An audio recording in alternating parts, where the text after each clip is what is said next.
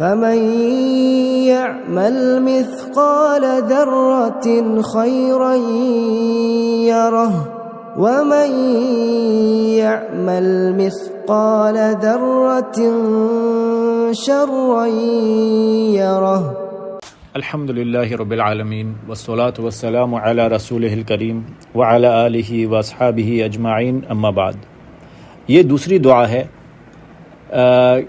کہ جسے میں نے سوچا کہ میں ایسی دعا مانگتا ہوں اللہ تعالیٰ سے، میں ایسے الفاظوں سے دعا مانگتا ہوں، اور میرے علم میں نہیں تھا۔ مجھے بعد میں پتہ چلا کہ سبحان اللہ، اللہ کے رسول صلی اللہ علیہ وسلم نے ہمیں یہ دعا کتنا پہلے سکھا چکے ہیں۔ یعنی حدیث میں یہ دعا ان الفاظ اس طریقے سے اور خوبصورت انداز سے موجود ہے۔ تو سبحان اللہ، خوشی دوبالا ہو گئی، اور خوشی ہوئی کہ چلو میں جس انداز میں سوچ رہا تھا میں دعا مانگوں، اللہ کے نبی نے بھی ویسی دعا مانگی۔ سبحان اللہ۔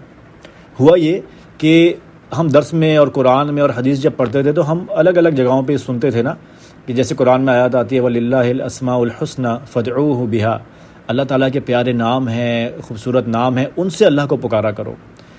تو اسی طرح ہم حدیث میں پڑھتے تھے کہ اللہ کے جو اسماء ہیں، جو اسم اعظم ہیں اللہ تعالیٰ کے، ان سے جب اللہ تعالیٰ کو کوئی پکارتا ہے تو اللہ تعالیٰ اس کی دعا قبول کرتے ہیں۔ پھر ہم حدیث میں دیکھتے ہیں کہ اللہ تعالیٰ کے جو اسماء انبیاء نے استعمال کیے، جو ان کے نام انبیاء نے اور نیک صالحین لوگ نے استعمال کیے، تو کیا کرتے تھے کہ اللہ تعالیٰ اپنی موقع کی مناسبت سے جو اللہ کا نام، جو ان کی صفت ان کو بہتر لگتی تھی، اس کے ذریعے اللہ کو پکارتے تھے۔ غفور و رحیم، یا غفور و رحیم جیسے ہم کہتے ہیں، جب اللہ تعالیٰ سے ہمیں معافی چاہیے ہوتی ہے تو اللہ آپ غفور و رحیم ہیں۔ پھر ہم لوگ کو جب اللہ تعالیٰ سے انک انت الوہاب، اللہ تعالیٰ آپ بہت زیادہ دینے والے ہیں، تو ہم لوگ اس وقت اللہ تعالیٰ کو وہاب کی صفت سے پکارتے ہیں۔ تو اس طرح سے جب ہم لوگ کو ضرورت ہوتی ہے تو اس طرح سے ہم اللہ کے نام کو اکارڈنگلی کوشش کرتے ہیں کہ وہ والی صفت سے پکاریں۔ تو میں یہ سوچتا تھا کہ ایسا نہیں ہو سکتا کہ میں اللہ تعالیٰ کو بولوں بس اللہ تعالیٰ میں آپ کے سارے ناموں سے آپ کو پکارتا ہوں، تاکہ ان کے اسم اعظم جو ہیں وہ بھی اس میں آ جائیں، تاکہ اچھے اچھے پیارے بارے جتنے نام ہیں اللہ تعالیٰ کے سارے اس میں آ جائیں، تو بس اللہ تعالیٰ کو میں کہوں کہ سب ناموں سے پکار لو۔ تو میں خود سوچتا تھا کہ یا چلو میں اس طرح سے کوئی دعا مانگتا ہوں، اور اس کے بعد مجھے اس وقت علم ہی نہیں تھا یہ حدیث، اور بعد میں مجھے حدیث پتہ چلی کہ یہ تو ہمیں نبی صلی اللہ علیہ وسلم نے سکھائی ہوئی ہے، سبحان اللہ، اور اس میں یہی طریقہ استعمال کیا ہوا ہے۔ تو مجھے بہت خوشی ہوئی اور مجھے بڑا اچھا لگا۔ اور اس دعا میں جو ہے نا، میں آپ لوگ کو ایک چیز بتا دوں کہ رسول اللہ صلی اللہ علیہ وسلم نے صرف اتنی بہترین دعا ہی نہیں سکھائی، بلکہ اس کا جو ورچیو، اس کی جو فضیلت بتائی، وہ کہیں گنا زیادہ ہے۔ اور عبداللہ ابن مسعود رضی اللہ تعالیٰ عنہ کہتے ہیں کہ رسول اللہ صلی اللہ علیہ وسلم نے کہا کہ ایک بندہ اس دعا کو کبھی بھی نہیں پڑھے گا، یعنی ما قال عبد قط، کبھی بھی ایسا یہ دعا بندہ نہیں پڑھے گا جسے کوئی پریشانی اور غم ہو، اذا اصابہ ہم و حزن، اس کی پریشانی ہو، اس کی فکر مندی ہو، اس کے کوئی پرابلم چل رہی ہو، اور وہ یہ دعا پڑھے، الا اذهب اللہ عز وجل ہمہ، سوائے اس کے کہ اللہ اس کا وہ غم دور کر دے گا، اور یہاں پر نہیں رکے گا، سوائے اس کے کہ اللہ اس کا وہ غم دور کر دے گا، وَأَبْدَلَهُ مَكَانَ حُزْنِهِ فَرَحًا، اور اس کے غم کو صرف دور ہی نہیں کرے گا بلکہ اس کے غم اور پریشانی کو چینج کر کے اس کی جگہ تبدیل کر کے خوشی دے دے گا اسے۔ سبحان اللہ، اللہ اکبر۔ تو صرف غم اور پریشانی دور نہیں ہوئے گی بلکہ خوشیاں بھی مل جائیں گی، اللہ اکبر۔ اور یہ کون کہہ رہا ہے؟ نبی صلی اللہ علیہ وسلم۔ تو جس بندے کو، جس شخص کو اللہ پہ یقین ہے، اس کے رسول کی بات پہ یقین ہے اور آخرت پہ یقین ہے، اسے چاہیے کہ اس کو اپنی زندگی کا پکا حصہ بنا لے، اس دعا کو۔ سبحان اللہ۔ اور جیسے میں نے آپ سے کہا تھا دعا شروع کرنے سے پہلے کہ میں نے بھی اس کا یہی طریقہ ایک استعمال کیا ہے کہ اپنی ڈیلی روٹین میں کسی ایک جگہ پہ اس کو فکس کر لیں۔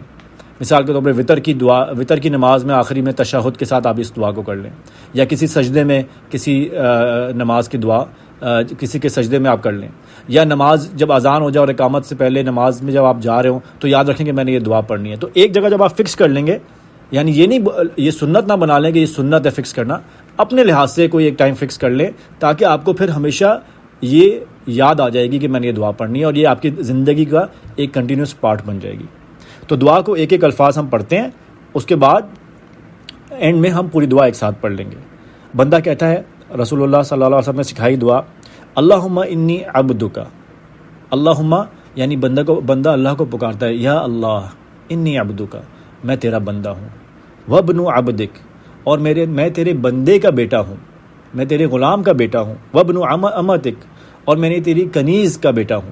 یعنی بندہ اپنی جو ہمبلنس ہے، اپنی جو خضوع ہے، اپنی اوقات جو ہے وہ دکھاتا ہے. اللہ تعالیٰ میں تو غلام ہوں, میں تو تیرا بندہ ہوں, میں کچھ بھی نہیں ہوں, میں تو بہت چھوٹا ہوں. اور صرف میں ہی نہیں, میرے والد وہ بھی تیرے, میں تو ان کا بچہ ہوں, جو تیرا غلام ہے اس کا بیٹا ہوں. میری والدہ جو تیری کنیز ہے, میں ان کا بیٹا ہوں, تیری بندی کا بیٹا ہوں, تیرے بندے کا بیٹا ہوں. تو میں تو کچھ بھی نہیں ہوں یا اللہ, میں تو کچھ بھی نہیں ہوں. ناصیتی بیدک, میری پیشانی تیرے ہاتھوں میں ہے. کیا مطلب؟ پیشانی یعنی فور ہیڈ, یا پیشانی کے آگے والے بال آپ امیجن کریں, جو ہمارے سر کے بالکل سامنے والے بال ہیں نا, جو فور ہیڈ پہ آ رہے ہوتے ہیں. آپ امیجن کریں کہ آپ کسی بچے کو اس بالوں سے پکڑ لیں, تو پھر کیا ہوگا؟ وہ آپ کی کنٹرول میں آ جائے گا نا. پھر آپ جہاں اس کو کھینچو گے وہاں جائے گا. اور عربی میں بھی یہ استعمال کیا جاتا ہے, یعنی ناصیت فلان بیدی فلان, اس بندے کی پیشانی اس بندے کے ہاتھ میں ہے. یہ کہا جاتا ہے دکھانے کے لیے کہ یہ بندہ اس سے جو کام چاہتا ہے نا وہ کروا لیتا ہے. تو ہم اللہ تعالیٰ کو یہی کہہ رہے ہیں کہ ناصیتی بیدک, اللہ تعالیٰ ہماری پیشانی تو آپ کے ہاتھ میں ہے. یعنی جیسے آپ چاہتے ہیں اور جو آپ چاہتے ہیں ہمارے ساتھ ویسا ہی کرتے ہیں, وہی ہوتا ہے. مادن فی حکمک, میری زندگی میں جو کچھ جاری و ساری ہے وہ آپ ہی کا حکم ہے. اب یہاں پر عقیدہ بھی آ جاتا ہے اس دعا میں.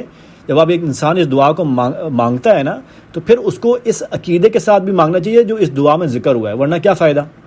تو بندہ پہلے تو اپنی عاجزی کہ میں اللہ آپ کا بندہ ہوں اور کسی کا بندہ نہیں ہوں, میں کسی پیر کا, میں کسی بابے کا, کسی مولوی کا, میں پیسے کا, میں شہرت کا بندہ نہیں ہوں. اللہ میں آپ کا بندہ ہوں, اور آپ جیسے چاہتے ہیں ویسے میں چلتا ہوں, کسی اور کی مرضی سے نہیں چلتا. پھر بندے کا سیکنڈ عقیدہ اس میں کیا ہے؟ مادن فی حکمک, جو کچھ میری زندگی میں ہوتا ہے وہ تو آپ کے حکم سے ہوتا ہے. اور عدل فی قضاؤک, اور جو بھی ہوتا ہے وہ عدل پہ ہوتا ہے, وہ جسٹس پہ ہوتا ہے, وہ جسٹ ہوتا ہے. ذرہ برابر بھی اللہ آپ ظلم نہیں کرتے مجھ پر. تو یہ جب بندہ کہتا ہے کہ مطلب اللہ آپ کے ہر فیصلے پہ میں راضی ہوں, کیونکہ آپ کا ہر فیصلہ میرے لیے جو ہوتا ہے وہ عدل پر مبنی ہوتا ہے, جسٹ ہوتا ہے. ذرہ برابر بھی آپ ظلم نہیں کرتے, میں ڈیزرو کرتا ہوں, جو میرے ساتھ ہوتا ہے وہ ڈیزرو کرتا ہوں. بلکہ بندے کا عقیدہ تو یہ ہوتا ہے کہ جو اللہ میرے ساتھ کرتا ہے وہ میرے لیے بہتر ہوتا ہے, چاہے وہ مجھے سمجھ آ جائے چاہے وہ مجھے سمجھ نہ آئے. تو یہ کمپلین کرنا کہ اگر خوشی ہو کسی کو تو یہ سمجھنا کہ وہ میری وجہ سے ہوئی ہے, یا وہ میری کرامت تھی. یا کسی کو جب غم ہو جائے یا کسی کو کوئی پریشانی آ جائے, دکھ آ جائے, تو وہ یہ سمجھے کہ یہ میرے ساتھ نا انصافی ہوئی ہے. کلا, ایسا نہیں, کبھی بھی نہیں. اللہ تعالیٰ آپ کے ساتھ نا انصافی کرتا بھی نہیں ہے, ذرہ برابر بھی نہیں کرتا. تو ہمیں یہ یقین ہونا چاہیے جو ہوا ہے وہ میری اپنی وجہ سے ہوا ہے, میری کرتوتوں کی وجہ سے ہوا ہے, میرے گناہ کی وجہ سے ہوا ہے, اور جو ہوا ہے وہ عدل پہ مبنی ہے, وہ جسٹ ہے اور میرے لیے بہتر ہے. تو یہ عقیدے کے ساتھ آپ نے یہ دعا مانگنی ہے. اللہم انی عبدک وابن عبدک وابن امتک ناصیتی بیدک مادن فی حکمک عدل فی قضاؤک. اب جب آپ نے اپنی عاجزی دکھا دی, آپ نے دکھا دیا اللہ میرے پاس تو جو ہوتا ہے وہ آپ ہی کرتے ہیں, میں پورا اپنے آپ کو سپرد کرتا ہوں آپ کی طرف. اللہ تعالیٰ میں جو آپ کرتے ہیں وہ عدل پر مبنی ہوتا ہے. اب وہ والا پارٹ آیا جو میں نے سوچا تھا دعا کہ اس طرح سے مانگنی چاہیے. تو رسول اللہ صلی اللہ علیہ وسلم نے فرمایا اسألک بکل اسم ہوا لک, میں اللہ تعالیٰ آپ سے سوال کرتا ہوں, میں وسیلہ استعمال کرتا ہوں آپ کے ناموں کا. کون سے ناموں کا؟ بکل اسم ہوا لک, ہر وہ نام جو آپ کا ہے میں ہر نام سے آپ سے مانگتا ہوں. سبحان اللہ, یہ وہ چیز ہے جو میں نے یہ حدیث پتہ ہونے سے پہلے ہی سوچی تھی کہ اللہ سے میں ایسے مانگ سکتا ہوں. سوچتا تھا میں کہ ایسے مانگ لوں, لیکن جب حدیث پتہ چلی تو سبحان اللہ بہت خوشی ہوئی کہ ہاں واقعی میں ایسے رسول نے سکھایا. تو اسألک بکل اسم ہوا لک سمیت بہ نفسک, اللہ جو آپ نے اپنا نام رکھا ہے, جو آپ نے اپنے آپ کو نام دیا ہے, جو صفات آپ کی ہیں, جو بھی آپ کا نام ہے ان سب سے میں مانگتا ہوں. تو سبحان اللہ, اس میں سوچیں جو اسماء اعظم ہے جو اللہ تعالیٰ نے کہا جن سے جو بندہ مانگتا ہے اس سے دعا قبول ہوتی ہے, پھر جو سچویشن کے لحاظ سے مناسب ہے وہ والے اسماء بھی آ گئے, یعنی ہر اللہ تعالیٰ کا نام آ گیا. اس سے یہ بھی پتہ چلتا ہے عقیدہ کہ ہمیں اللہ کے ناموں سے اللہ سے مدد مانگنی چاہیے, اللہ تعالیٰ کی صفات کا وسیلہ دینا چاہیے. یہ وسیلہ جائز ہے اور یہ ہمیں یوز کرنا چاہیے, اور ہمیں رسول اور انبیاء اور صالحین نے یہی سکھایا, اور قرآن اور حدیث ہمیں اسی کی ہدایت دیتی ہے. اچھا, اب اللہ تعالیٰ کو ہم نے یہ کہا کہ آپ کے سارے ناموں کا ہم آپ سے وسیلہ دیتے ہیں. پھر علماء کہتے ہیں کہ آگے جو اللہ کے رسول نے ہمیں سکھایا, یہ 3 طرح کے نام انہوں نے کہا کہ اللہ تعالیٰ ہمیں سمجھ آتی ہے کہ اللہ کے نام کس کس کیٹیگری میں ہے, کس طرح کے ہیں. کہ انہوں نے فرمایا سمیت بہ نفسک, جو آپ نے اپنے آپ کو نام دیا ہے وہ کس طرح کے نام ہو سکتے ہیں. او انزلتہ فی کتابک, یا تو آپ نے اپنی کتاب میں جو بھی آپ کی کتابیں آئی ہیں, اللہ تعالیٰ نے جو بھی قرآن اور کتابیں نازل فرمائی دنیا میں, اس میں جو اللہ تعالیٰ نے اپنے نام ذکر کیے ہیں ان سب کا وسیلہ استعمال کرتا ہوں. او علمتہ احدا من خلقک، یا آپ نے اپنی خلق میں سے، آپ کی تخلیق، آپ کی کریشن میں سے آپ نے کسی بھی بندے کو سکھایا ہو، تو وہ والا نام بھی اللہ تعالیٰ میں آپ سے استعمال کرتا ہوں، آپ کو اس کا بھی وسیلہ دیتا ہوں. تو یہ ہو سکتا ہے کہ اللہ تعالیٰ نے فرشتوں کو کوئی نام بتایا جو ہمیں نہیں پتہ ہو. یہ ہو سکتا ہے کہ اپنے قرآن میں ایسے نام بتایا جو ہمیں یاد نہ ہو، کسی پہلی کتاب میں کوئی ایسا نام ذکر کیا ہو جو ہمیں نہیں معلوم ہو. او استأثرت به فی علم الغیب عندک، یا اللہ تعالیٰ آپ نے اسے اپنے پاس غیب میں چھپایا ہوا ہے جو کسی کو پتہ ہی نہیں، آپ ہی کو صرف پتہ ہے. سبحان اللہ. تو وہ نام کا بھی میں آپ کا وسیلہ دیتا ہوں. مجھے تو پتہ ہی نہیں، نہ کسی کو اس دنیا میں پتہ چلا، نہ آپ کی کسی کریشن کو پتہ چلا، وہ آپ ہی کو پتہ ہے. آپ نے غیب میں اپنے پاس وہ نام رکھا ہوا ہے، اس کا بھی وسیلہ آپ سے میں دیتا ہوں. تو اس سے ہمیں یہ بھی علماء نے بتایا کہ ہمیں جو بتایا جاتا ہے کہ اللہ پاک کے 99 نیمز ہیں، 99 نام ہیں، وہ حدیث بھی ہے. اس کا مطلب یہ ہے کہ اللہ پاک کے 99 نام ایسے ہیں کہ ان کو جو احاطہ ان کا کر لے گا، من احصاها، یعنی جو ان کو حفظ کرے گا، ان پہ عمل کرے گا، ان کو سمجھے گا، ان کے ذریعے ان پہ عمل کرے گا، وہ جنت میں داخل ہوگا.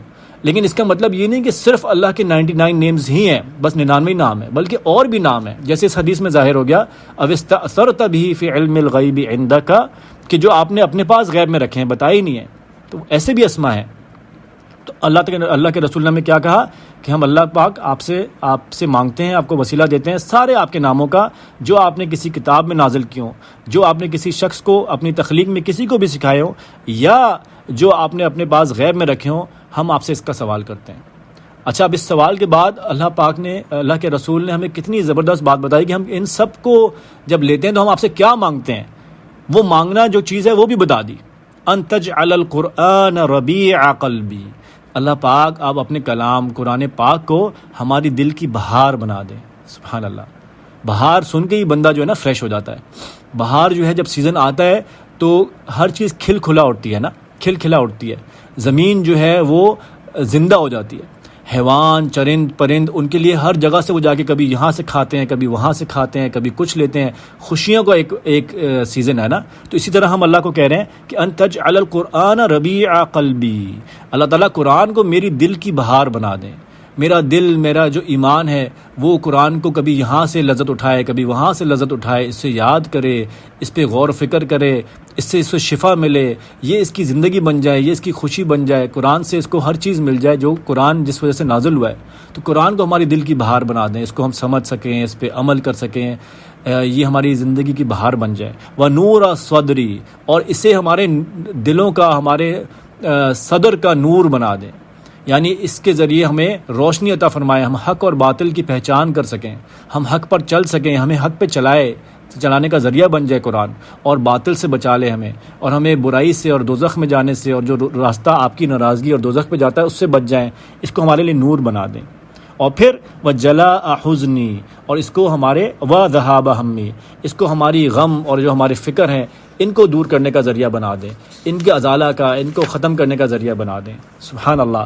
یعنی اس میں علماء کہتے ہیں کہ غم اور فکر، یعنی خوف ہوتا ہے، غم ہوتی ہے، فکر یعنی جو پاسٹ میں ہو چکا ہے. ایک انسان کبھی کبھی اور اس میں پریشان ہوتا ہے، وہ سوچتا رہتا ہے اور اس سے بہت غم ہوتا ہے.